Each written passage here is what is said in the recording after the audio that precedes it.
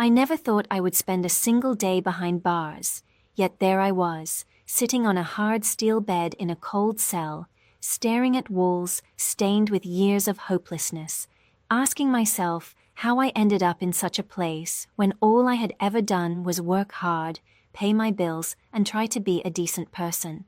The sound of the heavy door clanging shut still echoed in my ears, as if reminding me every second that my freedom had been stolen, not by strangers or some faceless enemy, but by my own sister whose greed knew no limits, and the most painful part was realizing that I trusted her so blindly that I walked right into her trap.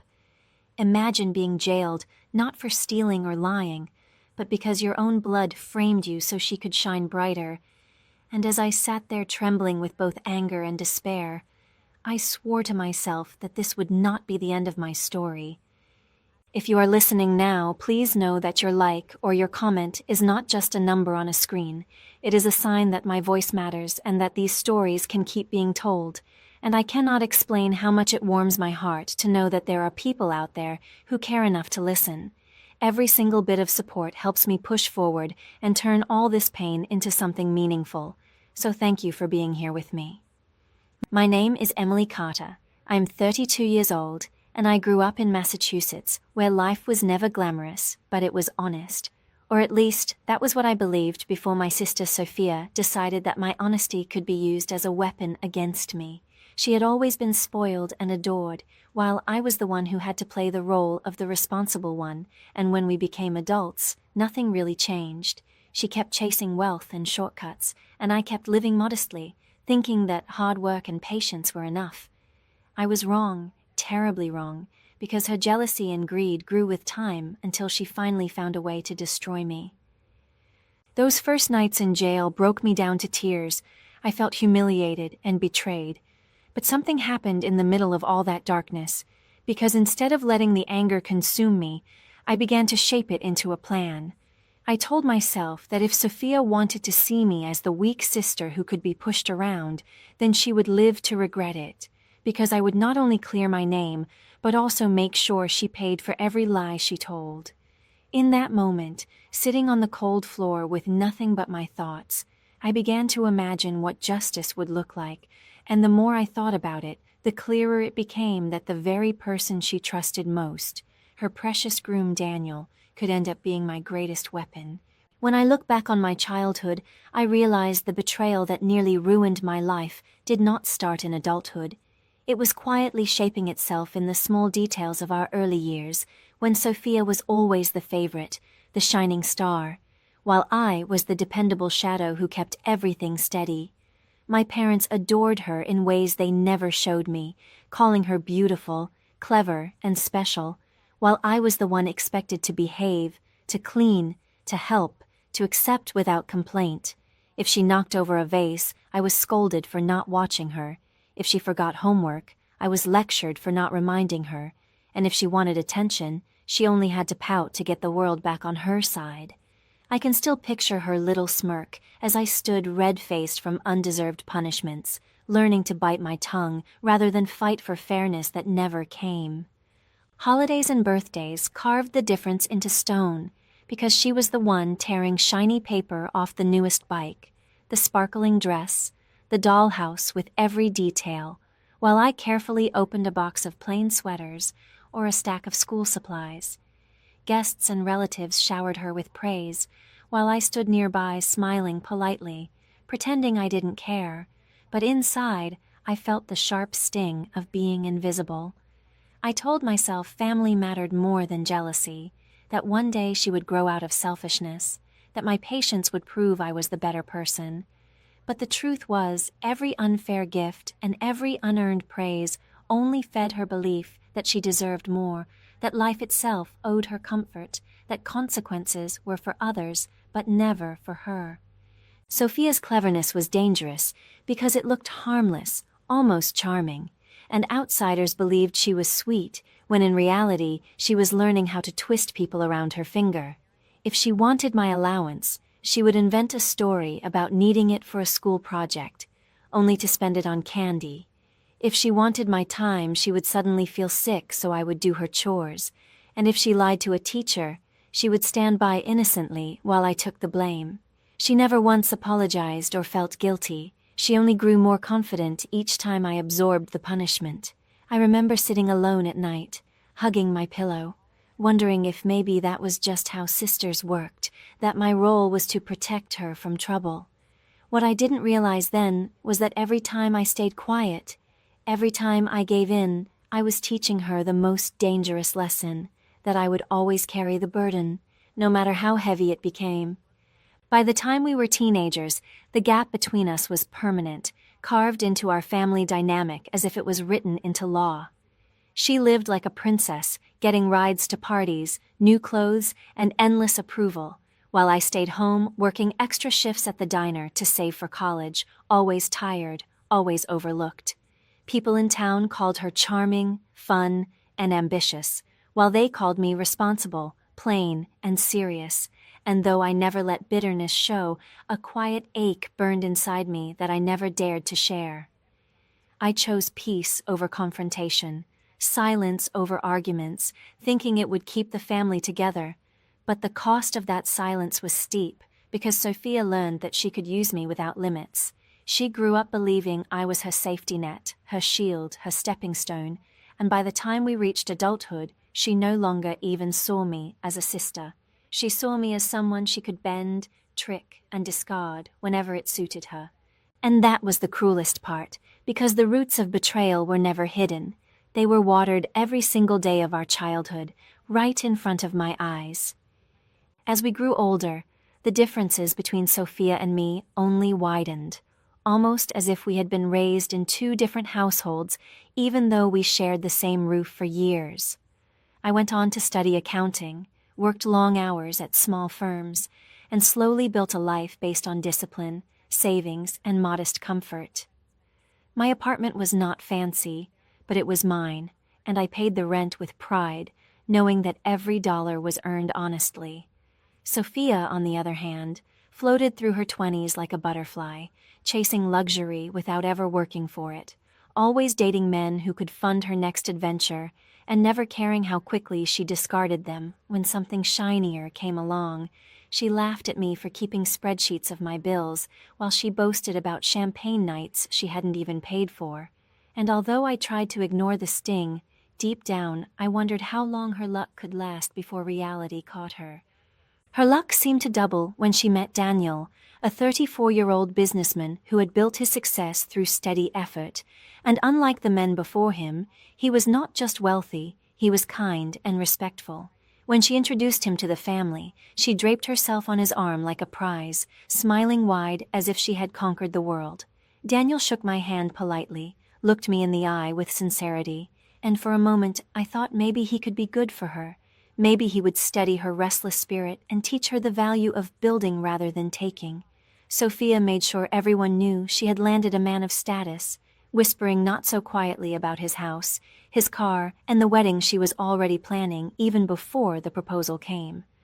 I watched quietly, torn between relief that she might finally settle down and suspicion that she was only playing another game with higher stakes. As the months passed, the contrast between our lives became sharper. I worked late nights during tax season, ate leftovers from the fridge, and tucked away small savings for a rainy day, while Sophia paraded around in new designer clothes that I knew she hadn't paid for. She posted pictures online of fancy restaurants, of beach vacations, of flowers Daniel had sent, and our relatives showered her with praise, calling her successful, beautiful, and lucky, while I was once again overlooked as the plain sister who had chosen the boring path. She invited me to coffee only to brag, asking pointed questions about my modest salary and smirking as if my honesty made me pathetic. I tried to remind myself that happiness was not measured in jewelry or hotel rooms, but I could not ignore the way she looked at me, as if she had already won some invisible competition between us that I never even entered. When the engagement finally came, Sophia treated it like a coronation. She called me late at night, squealing into the phone that Daniel had proposed, and demanded that I be her maid of honor, as if she were granting me a gift. She spoke of the dress, the venue, the guest list, the flowers, and the perfect life she believed awaited her, never once mentioning love, never once speaking about Daniel as a man, only as a symbol of victory. I accepted her request because I did not want to be the bitter sister, and because part of me still clung to the hope that maybe, just maybe, marriage would change her, but deep down, I felt a knot in my stomach. I sensed the danger of being pulled deeper into her world, the same way I had been all my life, only now the stakes were higher, and I could not shake the feeling that my sister's happiness would once again come at my expense. At first it seemed harmless, just the kind of small favors sisters might do for one another, nothing worth suspicion, nothing that felt dangerous. Sophia came to me one afternoon with a stack of papers and that familiar smile that had fooled me 1,000 times before, saying she needed a quick signature for something routine, nothing important, just a detail her bank required because her credit history was still a little messy.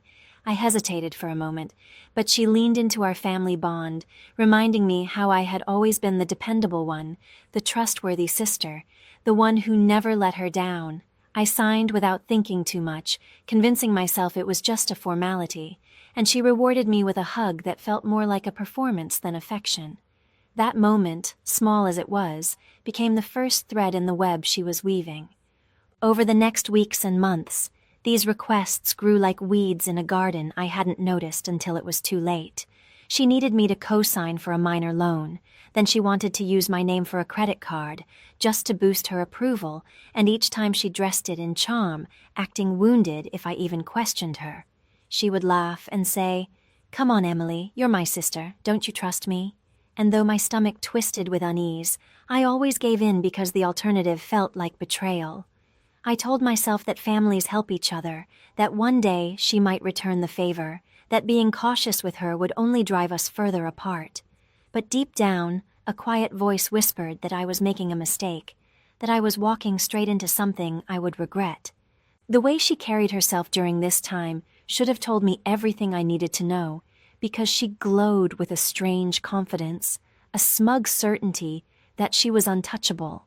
She threw parties with Daniel's money, ordered expensive decorations for the wedding, and bragged to friends about her perfect life, while secretly stacking documents with my name on them behind the scenes. I remember sitting in her living room as she showed me catalogs for her gown.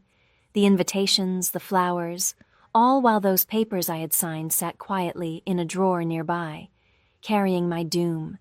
She looked at me with a sparkle that I had always mistaken for excitement, but this time it felt different, sharper, almost mocking, as though she already knew what trap I had stepped into. I should have stopped everything right there, should have drawn the line and demanded explanations, but I was tired of being the difficult one, tired of being the sister who said no. So I let her charm win again, and in doing so, I handed her the tools she needed to destroy me. I walked home that night with a knot in my chest, pushing away the unease by telling myself it was only temporary, that no real harm could come from a few papers. But harm had already come, and while I carried on with my modest life, unaware of the storm about to break, Sophia was tightening the strings of a trap designed perfectly for me, her own sister, the one person who had always believed family would never cross such a line.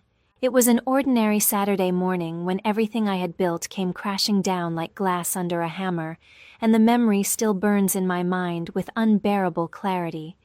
I woke up early, made myself a simple breakfast, poured coffee into my favorite chipped mug, and was looking forward to nothing more than a quiet day of laundry and paperwork. But then came the pounding at the door, a thunderous series of knocks that rattled the frame and set my heart racing, the kind of knock you never forget. I barely had time to put my cup down before the door swung open, and uniformed officers filled my small apartment with their heavy boots, cold voices, and papers clutched in their hands. They said my name, my full name, with such authority that my knees buckled before I even understood why they were there. The words that followed, fraud, forgery, theft, sounded like foreign languages, because I had never once in my life taken what didn't belong to me. But as the handcuffs closed around my wrists, neighbors peeked from their doors, whispering with disbelief, and the look in their eyes cut deeper than any blade. At the station, humiliation unfolded slowly. each detail carving itself into my soul. They placed me under harsh fluorescent lights that made every flaw in my face stand out as if I were already guilty, and they pushed papers toward me, one after another, each bearing my signature, each tying me to crimes I hadn't committed. I recognized the handwriting, my own careful strokes, but the context was twisted. Documents I thought were harmless had been reshaped into loans, contracts, and debts that tied me to thousands of dollars I had never touched. I tried to explain, my voice shaking, that my sister had asked me to sign, that I had trusted her, that none of this was what it seemed. But the officers exchanged looks that told me my pleas were useless, that they had heard 1,000 similar stories, that in their eyes I was just another liar caught in the act. I felt myself drowning in evidence that wasn't mine, but wore my name like a mask. The courtroom became a stage where my life was torn apart piece by piece, every word against me sharper than a knife. The prosecutor painted me as a clever thief who had hidden behind a respectable job, stealing from the shadows while pretending to live a modest life, and with every accusation, my chances of freedom grew smaller. Sophia sat among the spectators with Daniel by her side, her face the perfect picture of a wounded sister, her eyes glistening with fake tears, her lips trembling as she whispered to relatives about how heartbroken she was to see me ruin myself. My parents avoided my gaze, their faces pale with shame, and the weight of their disappointment nearly crushed me more than the charges themselves. The judge barely looked at me as the gavel came down, and in that single sound my reputation, my future, and my very sense of self were shattered. I was labeled guilty before I had even been given the chance to breathe. The ride to prison felt like a descent into another world, each turn of the wheels pulling me further away from the person I had been. I stared out the small, barred window of the van, tears blurring the view of streets I once walked freely, and all I could think about was how easily Sophia had destroyed me. Every sacrifice, every choice to be honest, every time I defended her when we were children, all of it had been twisted into chains, now cutting into my skin.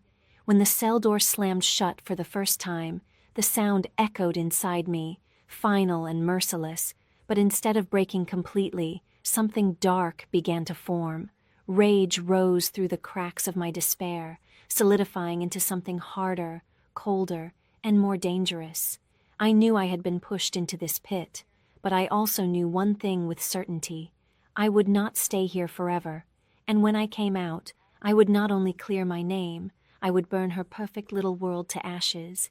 Prison stripped me of everything I thought made me who I was, and the first weeks felt like being dropped into a world where time stood still, where the days blurred into one another, marked only by the clang of metal doors and the hollow sound of footsteps echoing in the halls.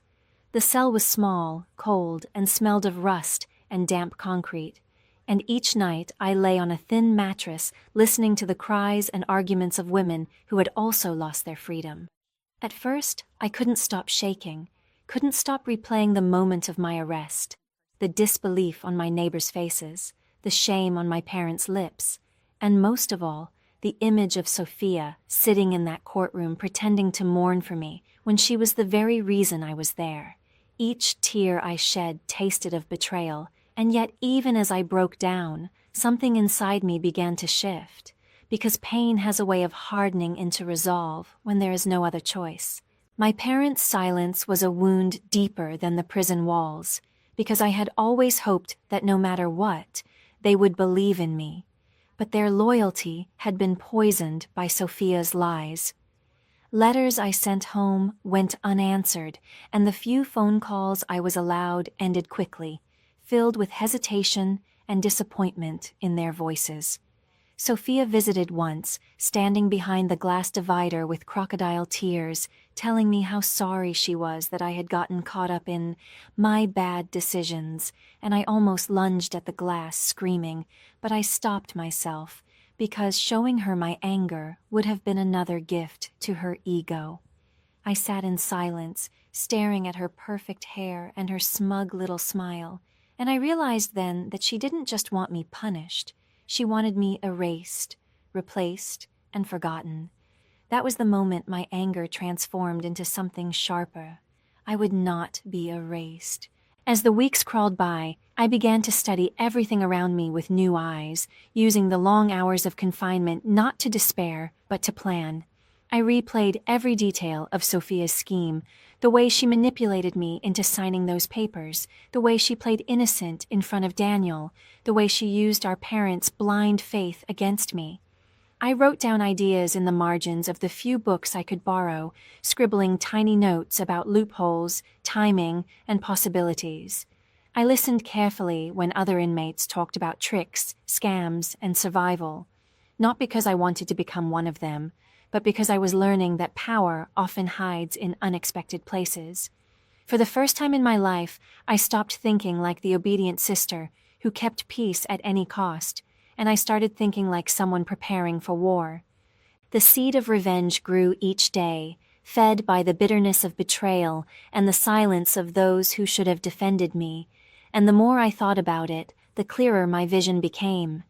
If Sophia had taken my freedom, then I would take the one thing she valued most: her image, her perfect life, her carefully crafted illusion. I realized that her entire world depended on Daniel, on the wedding, on the future she had built around him like a castle, and if I could crack that foundation, the whole structure would fall. I whispered to myself at night that she had made the wrong mistake, because she thought locking me away would keep me powerless. But in truth, she had given me time, and time is the most dangerous weapon in the hands of someone with nothing left to lose. And so, behind those bars, I began shaping not just a defense, but a plan for revenge that would hit her where it hurt most. Daniel was not the shallow man Sophia had hoped everyone would believe him to be, and slowly, almost like a quiet crack growing in plaster, his doubts began to show through the shine of their perfect life. He noticed little things that didn't add up.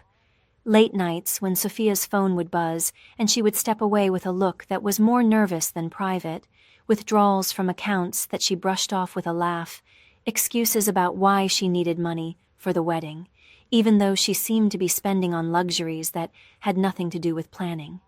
At first, he told himself that stress made people act strange, that engagement jitters could explain odd behavior, but his instincts as a careful, hardworking man would not allow him to ignore the pattern. And what started as a niggling concern grew into a steady, burning unease that made him watch more closely than any jealous fiancé should. He began to look where I never expected him to look, quietly checking bank statements, asking questions about receipts, and paying attention to messages that even Sophia thought were private, and the more he dug, the worse things appeared. He found transfers that didn't match her explanations, names of companies that didn't connect to wedding costs, and a few careless texts that hinted at manipulation behind the scenes. Daniel felt sick with the possibility that the woman he loved might be hiding more than harmless secrets, and rather than confront her in a fury that could scare truth away, he chose to gather proof silently because he wanted to be certain before shattering the image he had painted of their future. He believed in fairness and truth, and he also believed no accusation should stand without evidence, so he became careful, methodical, and painfully deliberate in the way he collected the pieces that might prove or disprove what he feared. Word of his suspicions reached me in a way that felt almost cinematic, through a short, unexpected contact arranged after one of my hearings, when a thin envelope was handed to my lawyer, and a note said simply that someone wanted to help. The folder Daniel provided was small but heavy with implication. Inside were bank screenshots, messages, and a few photos that connected Sophia to transfers and meetings that made no sense for a bride-to-be. Reading those pages in the quiet corner of a courthouse hallway, I felt a rush of disbelief, followed by a cautious, fragile hope, because for the first time since the arrest, there was proof that my story had legs beyond my desperate denials. I also felt a strange and dangerous thought whisper through my head. If he had gathered this much, what might happen if I used not just his evidence, but something more personal, something that would strip away her pride and expose her in front of those she cared about most? Daniel was torn the whole time, caught between loyalty to the woman he planned to marry and a growing horror at what he was uncovering. But his character made him choose truth over comfort, and in doing so, he became the ally I never expected to have. He did not rush, he did not shout. He approached my lawyer quietly, asked questions that mattered, and when he finally reached out to me, his voice held the exhaustion of a man who had been forcing himself to see what everyone else wanted to ignore. In the dim hallways of the courthouse, he handed over what he had, and with that simple, painful act, he set into motion the possibility that my name could be cleared, and that Sophia's castle of lies might begin to crack. It was a dangerous alliance built on betrayal and conscience, and even as I felt hope flare inside me, I knew the next steps would require careful planning, courage, and the readiness to cross lines I had never thought I would cross. When my lawyer first told me there were real grounds for an appeal, it felt like someone had cracked open a tiny window in the thick, suffocating darkness that had been my world for months, because finally there was a chance, however fragile, that the thread of truth could be pulled hard enough to unravel the web Sophia had woven around me. The prosecution's case began to show small but important flaws, dates that contradicted receipts, signatures that looked unnaturally smooth as if traced by someone else, and bank entries that appeared to be edited after the fact. Each little inconsistency was a crack in the armor that had pinned me down, and I clung to those chinks like a drowning woman grabbing driftwood. Hope on its own would not set me free, I knew that. And yet the knowledge that the evidence might be tainted gave me a kind of fuel I hadn't felt in months, something that pushed me from a hollowed-out victim to a woman who could imagine a different ending. I read those notes over and over in my mind, turning each fact inside out, planning how to press on those weak points until the whole lie unraveled, and for the first time since the arrest, I stopped thinking only about surviving and started thinking about winning. It was after a particularly brutal hearing, the kind that leaves your throat raw from shouting answers no one hears, that I saw Daniel again, standing in a courthouse corridor like a man waiting for a verdict on his own life, his shoulders heavy with something more than grief. There was a tired determination in his face that I hadn't seen before. He moved quietly when he approached my lawyer, slipping an envelope with a practiced hand into the file, and when our eyes accidentally met for a heartbeat, I read an apology and a question in them both, as if he were asking whether I wanted help and whether he could be trusted. Later, when I opened the envelope in the cramped privacy of the lawyer's office, I felt a tremor of disbelief at what lay inside. Timestamps that contradicted Sophia's stories, small transfers to accounts she'd said didn't exist, and messages that hinted at meetings and plans she had always presented as innocent. Each page was a revelation and a risk. They weren't enough to throw the entire case out, but they were enough to force prosecutors to look twice, and enough to make me feel that the world might not be as stacked against me as it had seemed. But along with that fragile hope came a darker, more complicated thought that took root and would not be shaken. Clearing my name was necessary, but it would not heal the months of cruelty, humiliation, and the slow erosion of my dignity, and so part of me hungered for something more. Not just justice, but reckoning. Not just a clean record, but a public rebalancing of the scales that had been tipped so brutally in her favor. I began to see that Sophia's life depended on carefully cultivated appearances, the perfect fiancé, the wedding with chandeliers, the family's approval, and that if I could hit her where she cared most, in public and personal pride, the blow would be deeper and more permanent than any legal victory alone. The idea frightened me because it meant planning moves that would embarrass people, hurt feelings, and cross lines I had always avoided. But the weeks in the cell had stripped me to essentials, survival, truth, and a desire to make the person who had smiled as I was led away feel the collapse of everything she had built. The thought of her standing exposed, of her guests whispering and turning away, of Daniel's face registering the betrayal, became a private vision that warmed me on cold nights and steadied my resolve during endless hearings. As the legal wheels slowly turned in my favor, each small victory in paperwork and procedure only sharpened the edges of the plan I had started to sketch in the margins of my borrowed books. And Daniel's quiet courage made that plan possible in ways I had not expected. He did not rush me or demand retribution. Instead, he moved carefully, sharing documents, confirming timelines, and listening as I described what I thought would hurt Sophia most, not only losing her freedom but having the image she sold to the world stripped away in the most personal way. We talked in careful phrases through our lawyers at first, weighing risks and consequences, and then in hushed moments in the courthouse hallway where we passed folders and exchanged glances heavy with meaning, and every time our collaboration deepened my belief that the future could be rewritten. There was danger in what we plotted, and there was a moral cost I felt like a weight in my chest. But the months of living as a ghost in my own life had taught me that some costs had to be paid to reclaim what was stolen.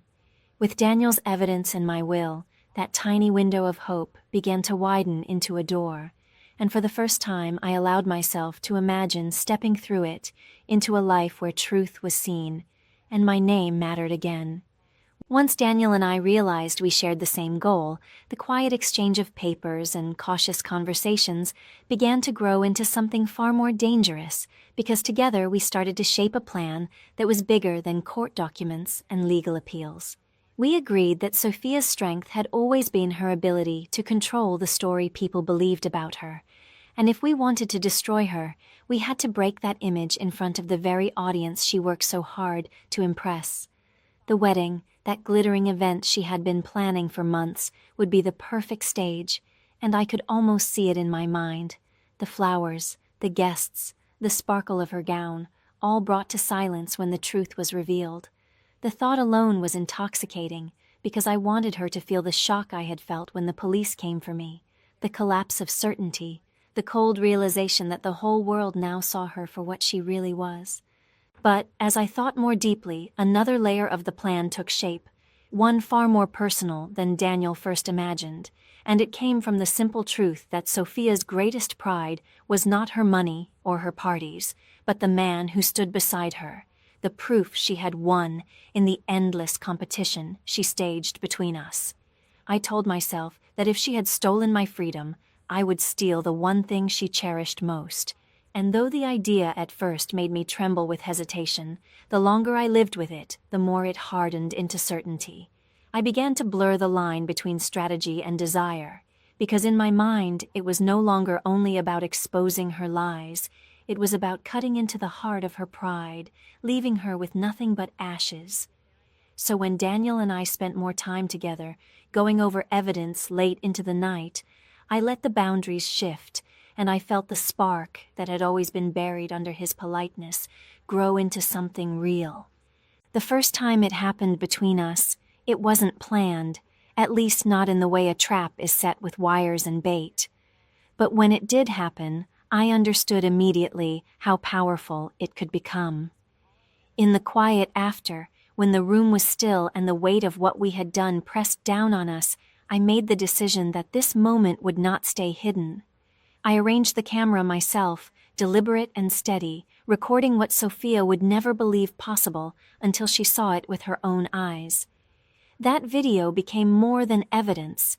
It became my weapon, the dagger I could use when the time was right, proof that her perfect groom had not only betrayed her, but had chosen me, the sister she tried to erase.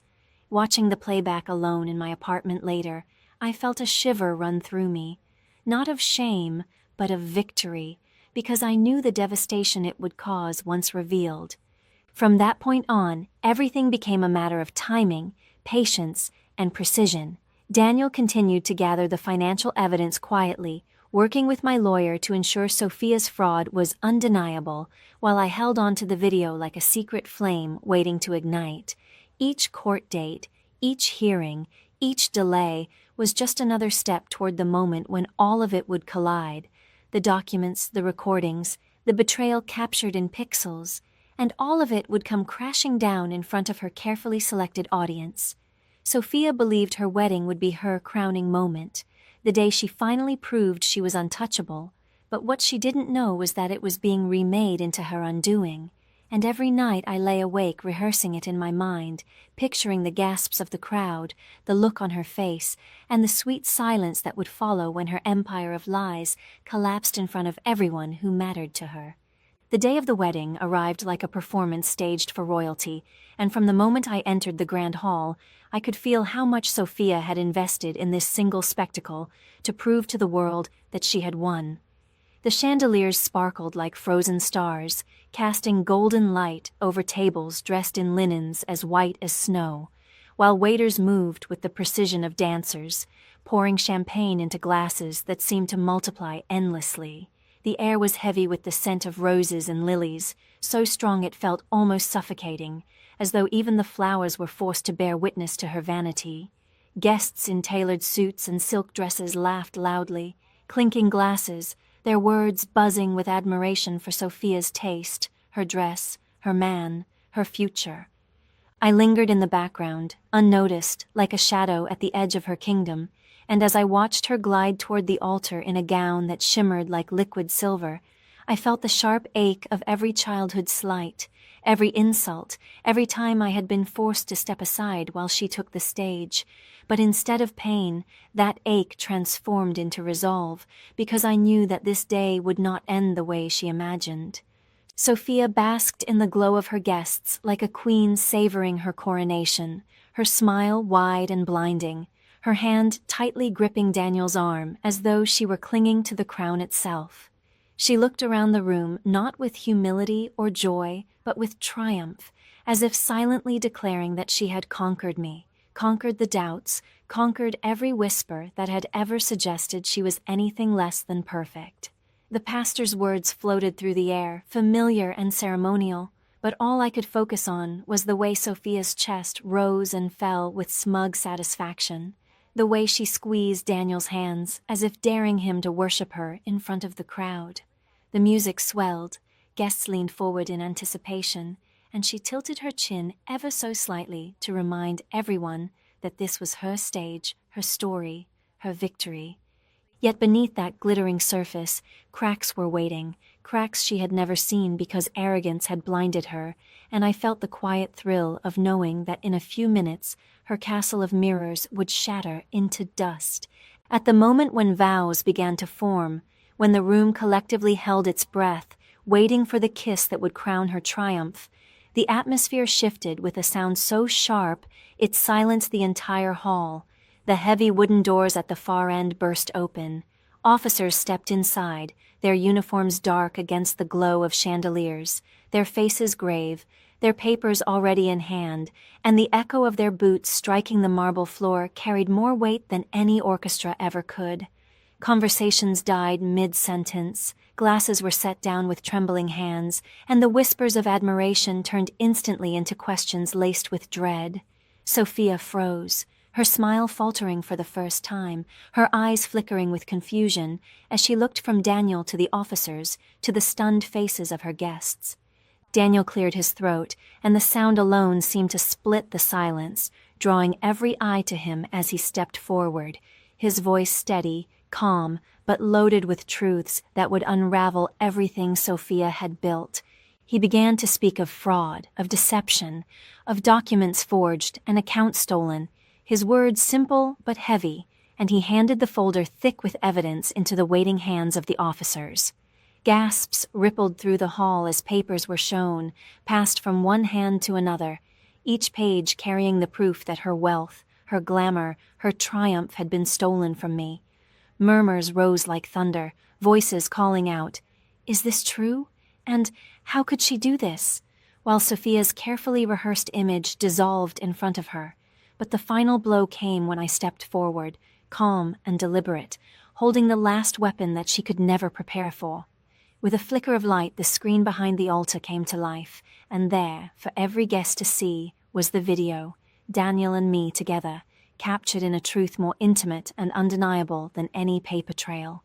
The silence that followed was deafening, heavier than any scream, as Sophia's perfect world cracked wide open, her breath caught in her throat, her hands trembling at her sides. In that single moment, the crown she had worn so proudly slipped from her head, and the empire she thought untouchable turned to ruins in front of every witness she had invited to celebrate her victory.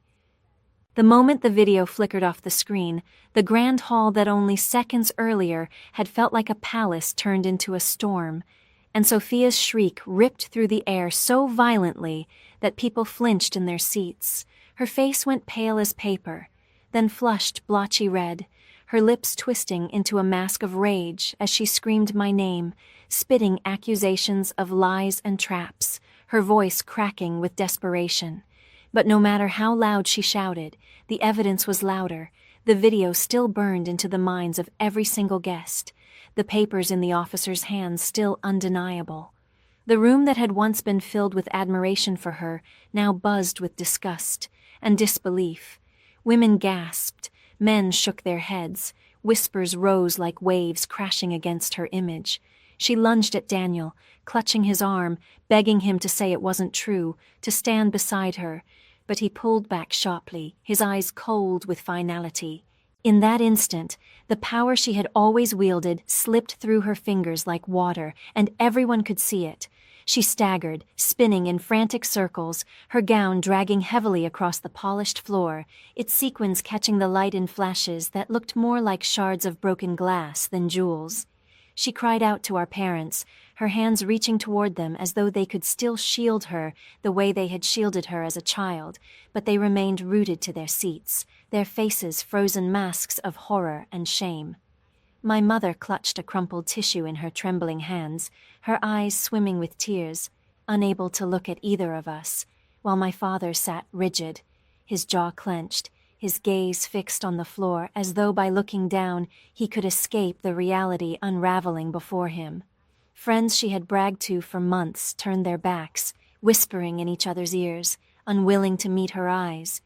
The same people she had assembled to admire her triumph now witnessed her collapse, and with every second that passed, the distance between her and the crowd grew larger, until she stood alone in the very center of the world she thought she owned.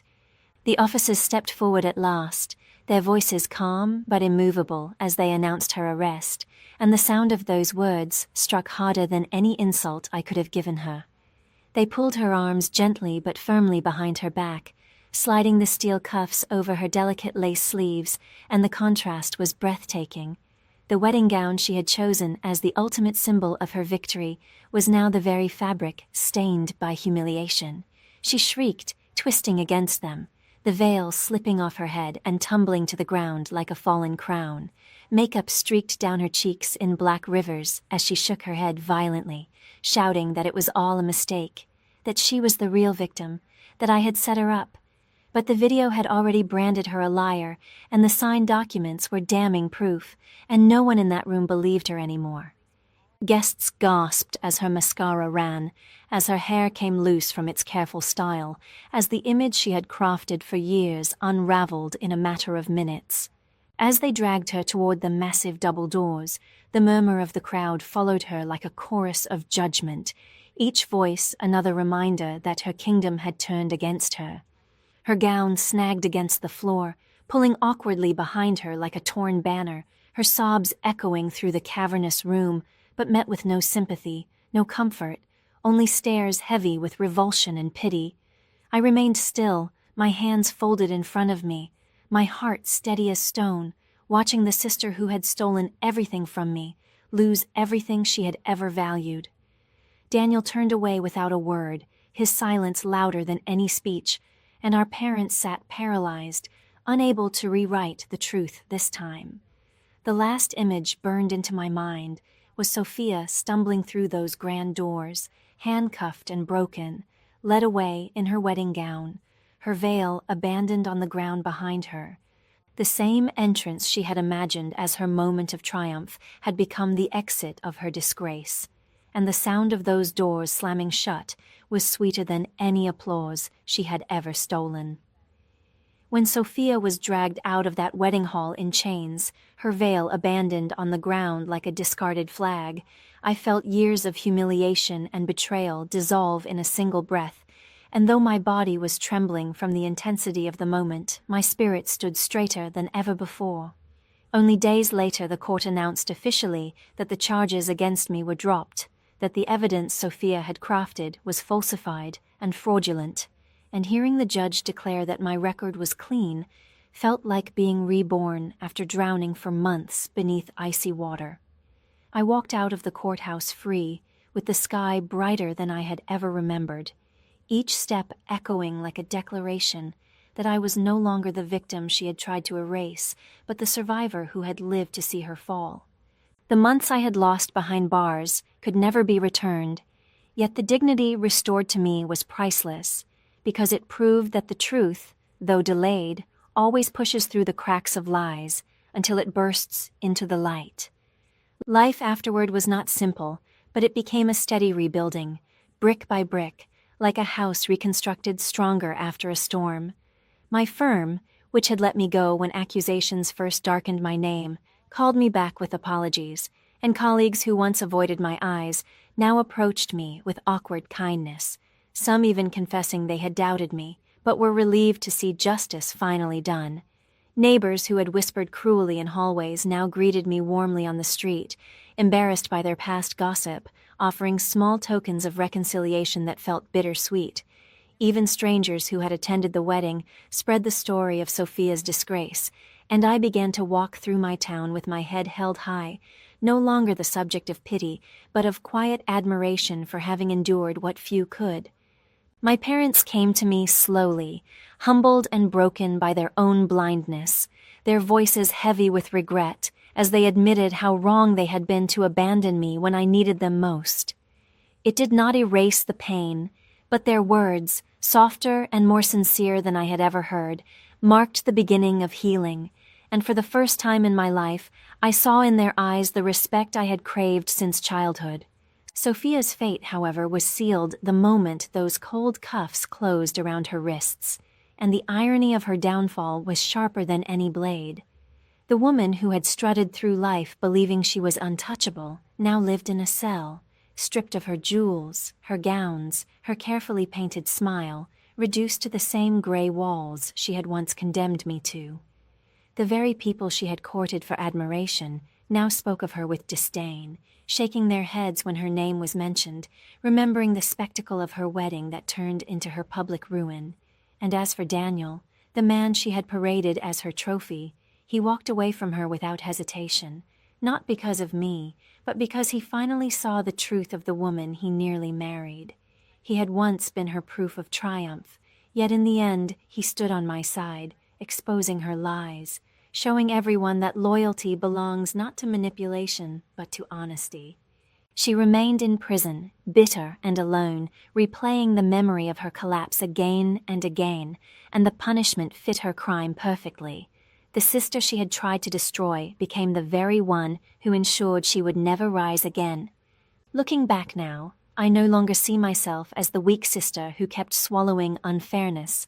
I see a woman who was forced through fire and came out tempered, stronger, wiser, and unwilling to ever bend to manipulation again.